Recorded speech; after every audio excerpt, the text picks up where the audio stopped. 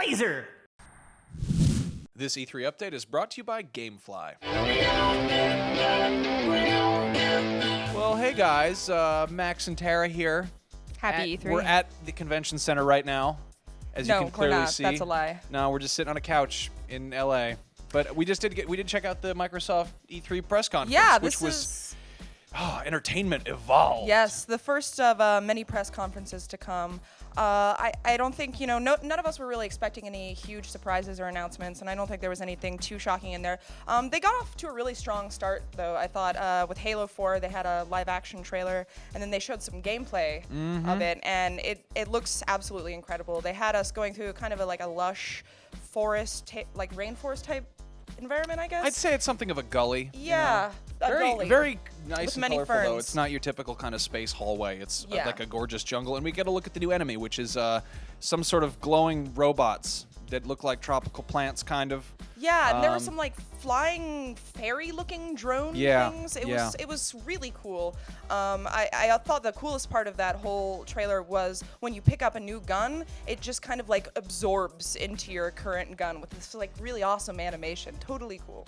Yeah, no, it looks exciting. The new enemies, they're teleporting and they're kind of glow in the dark and scanning stuff and doing all kinds of weird shit, and that's pretty neat. It ends with a clip of Cortana basically talking about how she's having her midlife crisis and she's having trouble getting old because she's an AI, and that's probably going to be a big story element. Yeah, and then it ends on an ancient evil has awakened. So we're going to find out more about that. Doesn't it always? It always does. Ancient Evil tends to do that. So one of the few surprises of the show was Splinter Cell Blacklist from Ubisoft, which is looking very Splinter Cell-y and a lot of action. They showed off a demo that was set in Iran, I believe. They were speaking Farsi. Nobody really knew what was happening when they first showed off the trailer, because this is really the first that we've seen of it, period. This was basically an announcement of the game. I think they said it's going to be coming in spring 2013, not unlike most of the games that they showed off today.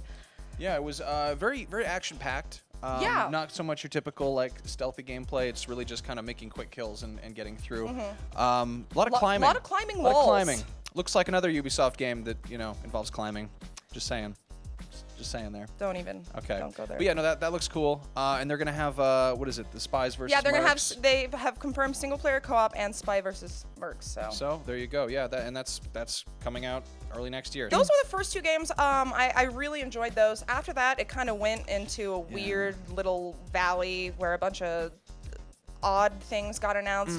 They showed some Fable the Journey, a lot of sports content. Yep. They showed Madden 13 and FIFA 13, both of which are going to be using Kinect. Yep. They had Joe Montana come out. He came out and probably made a really disgusting amount of money for that. But I mean, it's cool. They've got for FIFA. There's some voice commands, and now you can get penalized for swearing, which is a new thing for a game. That's interesting. I like that. I would suck. We gotta look at Gears of War Judgment, the new one with Coltrane and Baird, and we gotta look at it. A very short look. The short trailer, it was like a minute long. Not really a whole lot going on. A lot of quick cutscenes of just action, which are I hate those kind of trailers the most. But I was underwhelmed or just whelmed, I guess, with that. I think they're kind of just teasing us. They're they're gonna show us more later, but. One game that I was super impressed with was Tomb Raider. Oh God, yes. Which, Tomb Raider was probably maybe the highlight in terms of actual gameplay. Yeah. For me anyway. I know a lot of people are probably stoked on Halo, but I mean we've seen some Tomb Raider stuff where she's getting smacked around and moaning and groaning, and this kind of counteracts that by just Lara Croft really fucking shit up with a bow and arrow. Yeah. It's pretty awesome. Really action intensive.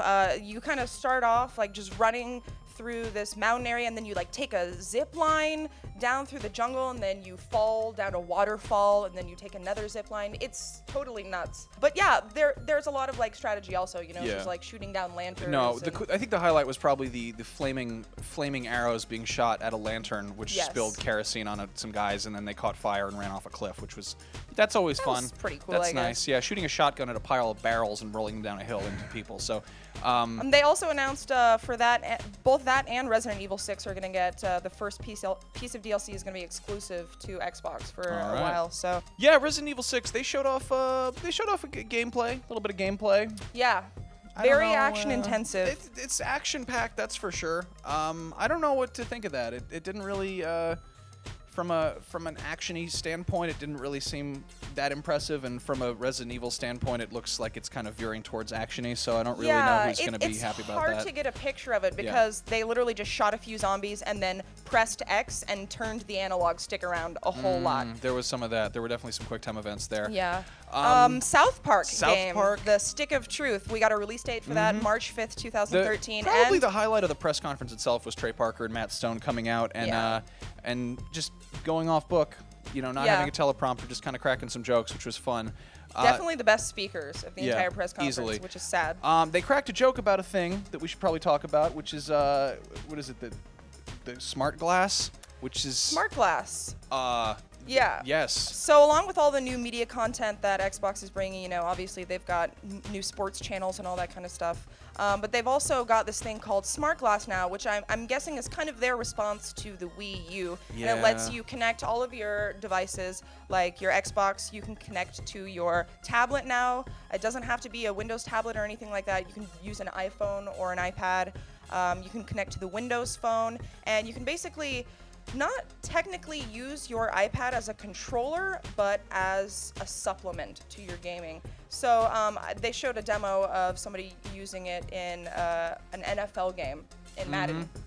And arranging he was some kind plays. of like making his own plays with the fingers. That's actually really cool. Yeah, you could kind of hear some groaning from very, very distantly in the distance from the Nintendo camp, because it looks like what we've seen of the Wii U so far, except it's using technology that people probably already have. Yeah. And you can use it not just for games, but also for their media too. They were saying you can watch stuff on the TV and read more about the characters and stuff on your tablet. So that's pretty cool if you use it for media. Wiki tablet. So that's exciting. Big one, Black Ops 2. Yeah. Big thing with lots of gameplay. Yeah. This is the last thing they showed off, about yeah. 10 or 15 minutes worth. So quite a bit. This has definitely put Black Ops 2 on my radar. If it wasn't already. I've always kind of not really been interested in the Call of Duty stuff, but this looks interesting, and I think it's really the future tech that kind of gets me. We see this great run through LA, which was I think previewed by some people earlier on, but it's trying to protect the president, who's a lady. But there's lots of UAVs everywhere, and the premise is that the drones have turned on us. Someone's taken control of them. They kind of give you a glimpse of some of the technology that you can use. You start off with a turret. You have a little sniping sequence later on. Later on, you get to play with the drones, and then it kind of ends with you flying a FA-38 jet. Yeah. It's exciting, a lot of things going on, a lot of stuff blowing up. Very grand scale. You really kind of get that picture, just especially in the end when you're flying the jet just over downtown LA. It's kind of nuts, actually. Yeah. So everything's on that. fire. So yeah, that's the first of many press conferences and videos we will be doing here from E3.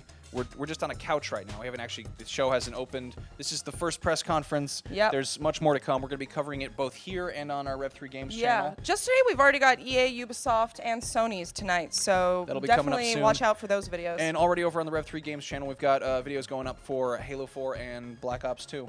Yep. The big games with the big guns so you shoot people. So go check those out and stay tuned to us for more coverage. We'll see you guys around. Obviously, if you're watching this, you guys like video games. So if you like video games, why don't you sign up for GameFly?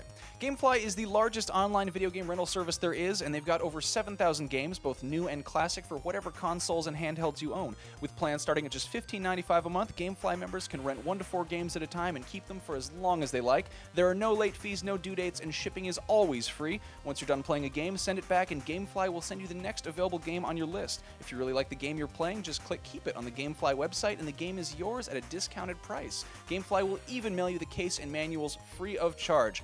Better yet, Destructoid fans get a 15-day free trial when they go to gamefly.com/Destructoid and sign up today. Again, that's gamefly.com/Destructoid.